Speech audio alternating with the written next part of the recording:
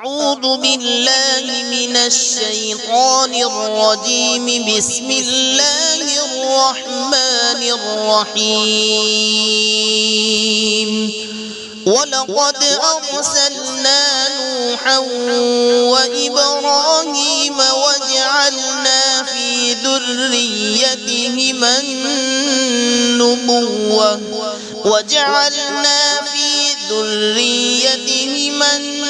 النبوة والكتاب فمنهم مهتد وكثير منهم فاسقون. ثم قفينا على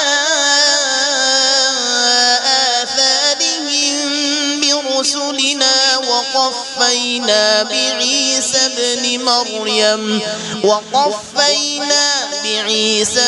مريم وآتيناه الإنجيل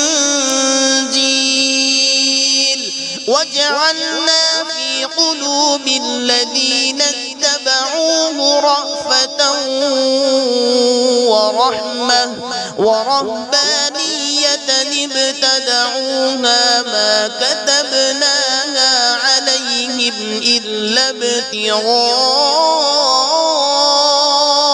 رضوان الله فما رعوها حق رعايتها فآتينا الذين آمنوا منهم أجرهم وكثير منهم فاسقون.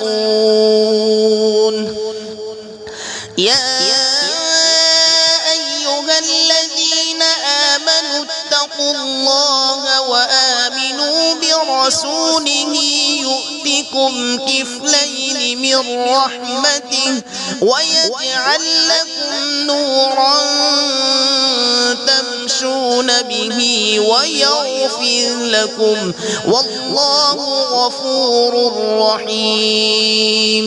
لئلا يعلم أهل الكتاب ألا يقدرون على شيء من فضل